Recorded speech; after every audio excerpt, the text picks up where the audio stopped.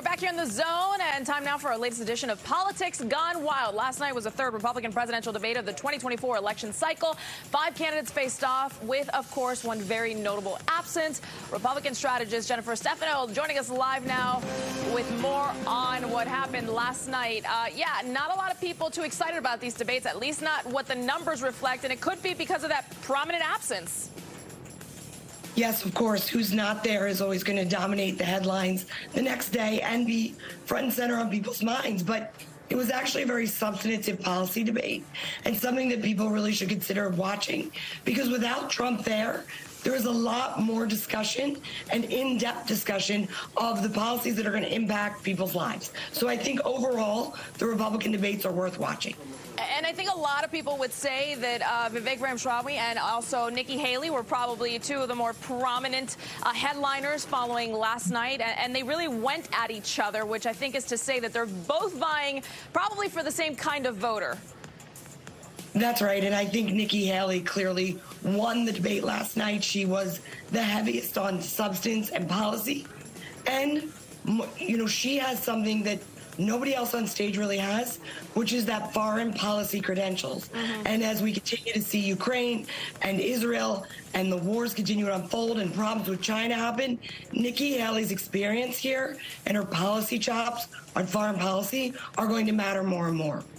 And what about Ron DeSantis, who at first potentially for the Republican Party seemed to be one of the favorites, if you will, clearly has not done as expected considering how much money he has raised, and yet in the polls it doesn't reflect that amount of cash power that he has.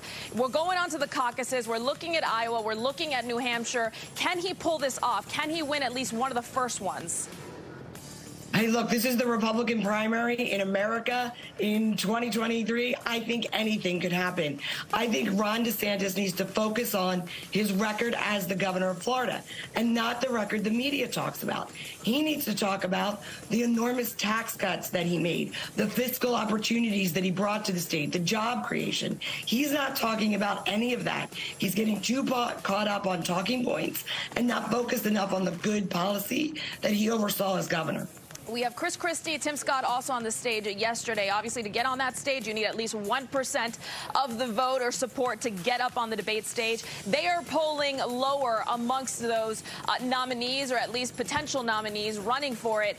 Do they need to fold? Do they need to call it quits and quit spending cash? Or do you think they're at least going to make it to one of the first primaries and see how they do?